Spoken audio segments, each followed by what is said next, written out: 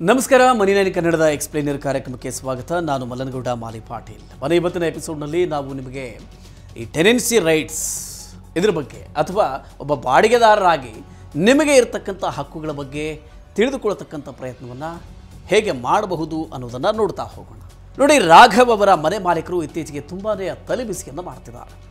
Maintenance charges ತುಂಬ ಹೆಚ್ಚು ಮಾಡಿರೋದಲ್ಲದೆ ಯಾವ್ಯಾವುದೋ ಹೊತ್ತಿಗೆ ಮನೆಗೆ ಬಂದು ಮನೆಗೆ ಯಾರೋ ಬರ್ತಾ ಇದ್ದಾರೆ ಹೋಗ್ತಾ ಇದ್ದಾರೆ ಎಂಬುದನ್ನೆಲ್ಲ ನೋಡೋದಕ್ಕೆ ಶುರು ಮಾಡಿದ್ದಾರೆ. ರಾಘವ್ ಅವರ ಮನೆ ಮಾಲೀಕರಂತೆ ನಿಮ್ಮ ಮನೆಯ ಮಾಲೀಕರು ಕೂಡ ವರ್ತಿಸ್ತಾ ಇದ್ದಾರೆ. ಇದನ್ನು ನೀವು ಸುಮ್ಮನೆ ಸಹಿಸ್ಕೊಳ್ಬೇಕಾಗಿಲ್ಲ. ಈ ಹಿಂಸೆಯಿಂದ ನಿಮ್ಮನ್ನು ರಕ್ಷಣೆ ಮಾಡಿಕೊಳ್ಳೋದಕ್ಕೆ ನಿಮಗೆ ಹಲವಾರು ವಿಧಾನಗಳಿವೆ. ನಿಮಗೆ ಟೆನೆನ್ಸಿ ರೈಟ್ಸ್ ಬಗ್ಗೆ ಅಥವಾ ಬಾಡಿಗೆದಾರರಾಗಿ ನಿಮಗೆ ಇರತಕ್ಕಂಥ ಹಕ್ಕುಗಳ ಬಗ್ಗೆ ತಿಳುವಳಿಕೆ ತುಂಬಾ ಇರಬೇಕಾಗತ್ತೆ. ಹಾಗಾದರೆ ಈ ಎಲ್ಲ ಹಕ್ಕುಗಳ ಬಗ್ಗೆ ನಾವೀಗ ಒಂದಷ್ಟು ತಿಳಿದುಕೊಳ್ತಕ್ಕಂಥ ಪ್ರಯತ್ನವನ್ನು ಮಾಡ್ತಾ ಹೋಗೋಣ. ನೋಡಿ, ಮೊದಲನೇದಾಗಿ ನೀವು ಬಾಡಿಗೆ ಕೊಡುವಲ್ಲಿ ತಡ ಮಾಡಿದರೆ ವಿದ್ಯುತ್ ಮತ್ತು ನೀರನ್ನು ಕೊಡೋದಿಲ್ಲ ಅಂತ ಹೇಳುವಂತಿಲ್ಲ. ನೀವು ಸಮಯಕ್ಕೆ ಸರಿಯಾಗಿ ಬಾಡಿಗೆಯನ್ನು ಕಟ್ಟಬೇಕು. ಆದರೆ ಒಂದು ವೇಳೆ ಸಮಯಕ್ಕೆ ಸರಿಯಾಗಿ ಬಾಡಿಗೆಯನ್ನು ಕಟ್ಟದೇ ಇದ್ದರೆ ಅಗತ್ಯ ಸೇವೆಗಳಿಗೆ ಅಡ್ಡಿ ಮಾಡುವಂತಿಲ್ಲ. ಈ ಅಗತ್ಯ ಸೇವೆಗಳಲ್ಲಿ ನಿಮ್ಮ ಗೌಪ್ಯತೆಯ ಹಕ್ಕು ಕೂಡ ಸೇರಿರುತ್ತೆ. ಹೀಗಾಗಿ ಎಷ್ಟು ಹೊತ್ತಿಗೆ ನಿಮ್ಮ ಮನೆಗೆ ಬಂದು ಬಾಗಿಲು ಬಡಿಯಬಹುದು ಅಂತ ನಿಮ್ಮ ಮನೆ ಮಾಲೀಕರು ಭಾವಿಸಿದರೆ ಅದು ತಪ್ಪಾಗತ್ತೆ. ಮನೆಗೆ ಬರೋದಕ್ಕಿಂತ ಮೊದಲು 24 ಗಂಟೆ ಮೊದಲು ನಿಮಗೆ ಅವರು ಮಾಹಿತಿಯನ್ನು ಕೊಡಬೇಕು.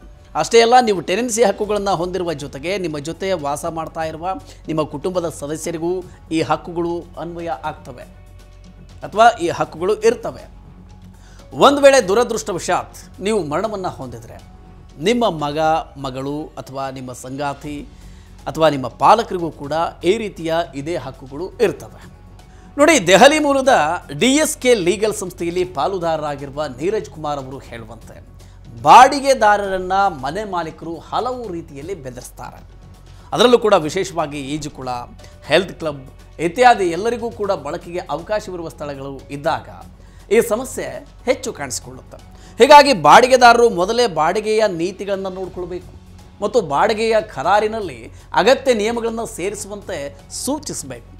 ಅವಿವಾಹಿತರಿಗೆ ಬಾಡಿಗೆ ಕೊಡದೇ ಇರೋದು, ಸೊಸೈಟಿ ಸೌಲಭ್ಯಗಳನ್ನು ಬಳಸೋದು ಇತ್ಯಾದಿಗೆ ಸಂಬಂಧಪಟ್ಟ ನಿಯಮಗಳಿಗೆ ಇದು ಕೂಡ ವಿಶೇಷವಾಗಿ ಅನ್ವಯಿಸುತ್ತೆ. 1 ವರ್ಷಕ್ಕೂ ಹೆಚ್ಚು ಕಾಲದವರೆಗೆ ಬಾಡಿಗೆಗೆ ವಾಸ ಮಾಡ್ತೀರಿ ಅಂತಾದರೆ ಬಾಡಿಗೆಯ ಕರಾರನ್ನು ನೀವು ನೋಂದಣಿ ಮಾಡಿಕೊಳ್ಬೇಕು. ಈಗ ಮೇಂಟೆನೆನ್ಸ್ ಚಾರ್ಜಸ್ ಬಗ್ಗೆ ಕೂಡ ನೋಡೋಣ. ನೆನಪಿಡಿ, ಈ ವಿಷಯದಲ್ಲಿ ಮಾಲೀಕರು ಬೇಕಾದಂತೆ ನಿರ್ಧಾರವನ್ನು ಮಾಡಲಾಗುತ್ತದೆ. ಅನಗತ್ಯ ಮೇಂಟೆನೆನ್ಸ್ ಚಾರ್ಜ್ ಮತ್ತು ಸೊಸೈಟಿ ಫೀಯನ್ನು ನಿಮಗೂ ಕೂಡ ವಿಧಿಸಿದರೆ ನೀವು ಅದನ್ನು ಪ್ರತಿರೋಧಿಸಬೇಕು. ನಿಮ್ಮ ಒಟ್ಟು ಬಾಡಿಗೆಗೆ ಹೋಲಿಸಿದರೆ 50%ಗಿಂತ ಹೆಚ್ಚು ಹಣವನ್ನು ಮೇಂಟೆನೆನ್ಸ್ಗೆ ಅಂತ ವಿಧಿಸಿದರೆ ಅದು ಅಕ್ರಮ. ಬಾಡಿಗೆದಾರರಿಂದ ಮೇಂಟೆನೆನ್ಸ್ಗೆ ಅಂತ ಪಡೆದಂಥ ಹಣದಿಂದ ಮಾಲೀಕರು ಲಾಭವನ್ನು ಮಾಡಿಕೊಳ್ಳುವಂತಿಲ್ಲ. ಹೀಗಂತ ನೀರಜ್ ಕುಮಾರ್ ಹೇಳ್ತಾರೆ. ಯಾವುದೇ ಶುಲ್ಕವನ್ನು ಕಟ್ಟಿ ಅಂತ ಮಾಲೀಕರು ಬಾಡಿಗೆದಾರರಿಗೆ ಹೇಳುವಂತಿಲ್ಲ.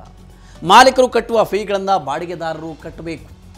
ಬಾಡಿಗೆದಾರರು ಕಟ್ಟಲಿ ಅಥವಾ ಮಾಲೀಕರು ಕಟ್ಟಲಿ, ಅವೆರಡರ ಮಧ್ಯೆ ತಾರತಮ್ಯ ಇರಬಾರ್ದು. ಮಾಲೀಕರು ಬಾಡಿಗೆ ಹೆಚ್ಚಳ ಮಾಡಬೇಕು ಅಂತಾದರೆ ಬಾಡಿಗೆದಾರರಿಗೆ 3 ತಿಂಗಳು ಮೊದಲೇ ಸೂಚನೆಯನ್ನು ನೀಡಿದ ನಂತರವೇ ಏರಿಕೆಯನ್ನು ಮಾಡಬಹುದು. ಒಂದೊಂದು ರಾಜ್ಯದಲ್ಲಿ ಬಾಡಿಗೆ ಏರಿಕೆ ವಿಷಯದಲ್ಲಿ ವ್ಯತ್ಯಾಸವಿದೆ. ಆ ರಾಜ್ಯದ ನೀತಿಗೆ ಅನುಗುಣವಾಗಿ ಅವರು ಬಾಡಿಗೆಯ ದರವನ್ನು ಏರಿಕೆ ಮಾಡಬೇಕು. ನೋಡಿ, ಉದಾಹರಣೆಗೆ ಮಹಾರಾಷ್ಟ್ರದಲ್ಲಿ 1 ವರ್ಷದಲ್ಲಿ 24%ಗಿಂತ ಹೆಚ್ಚಿನ ಬಾಡಿಗೆ ಏರಿಕೆಯನ್ನು ಮಾಡುವಂತಿಲ್ಲ. ದೆಹಲಿಯಲ್ಲಿ ಪ್ರತಿ 3 ವರ್ಷಗಳಿಗೊಮ್ಮೆ 10% ಬಾಡಿಗೆ ದರ ಏರಿಕೆ ಮಾಡಬಹುದು. ಆದರೆ RWA ವಿಷಯದಲ್ಲಿ ಬಾಡಿಗೆದಾರರಿಗೆ ಕಡಿಮೆ ಆಯ್ಕೆಗಳಿವೆ. RWAಯಲ್ಲಿ ಮಾಲೀಕರ ಮೂಲಕವೇ ಬಾಡಿಗೆದಾರರನ್ನು ಸಂಪರ್ಕಿಸಬೇಕಿರುತ್ತೆ. ಇಲ್ಲಿ ಬಾಡಿಗೆದಾರರಿಗೆ ಹಿಂಸೆ ಮಾಡಿದರೆ ಮಾಲೀಕರಿಗೂ ಕೂಡ ಹಿಂಸೆಯಾಗೋದ್ರಿಂದ ಮಾಲೀಕರು ಕ್ರಮವನ್ನು ತೆಗೆದುಕೊಳ್ತಾರೆ. ಒಟ್ಟಾರೆಯಾಗಿ ನಿಮ್ಮ RWA ನಿಮ್ಮನ್ನು ಮನಬಂದಂತೆ ನಡೆಸಿಕೊಳ್ಳುವ ಹಾಗಿಲ್ಲ, ವಿಪರೀತ ಶುಲ್ಕವನ್ನು ವಿಧಿಸುವ ಹಾಗಿಲ್ಲ. ಹೀಗಾಗಿ ಬಾಡಿಗೆದಾರರಾಗಿ ನಿಮ್ಮ ಹಕ್ಕುಗಳ ಬಗ್ಗೆ ನಿಮಗೆ ತಿಳಿದಿದ್ದರೆ ತುಂಬಾ ಒಳ್ಳೆಯದು. ಈ ರೀತಿಯ ಇನ್ನಷ್ಟು ಮಾಹಿತಿಗೆ ಮತ್ತು ಪರ್ಸನಲ್ ಫಿನಾನ್ಸ್ ವಿಚಾರಗಳಿಗೆ ಡೌನ್ಲೋಡ್ ಮಾಡಿ ಮನಿ9 ಕನ್ನಡ ಆ್ಯಪ್ ಹಾಗೂ ಯೂಟ್ಯೂಬ್ನಲ್ಲಿಯೂ ಸಬ್ಸ್ಕ್ರೈಬ್ ಆಗಿ, ಲೈಕ್ ಮಾಡಿ, ಶೇರ್ ಮಾಡಿ. Thank you.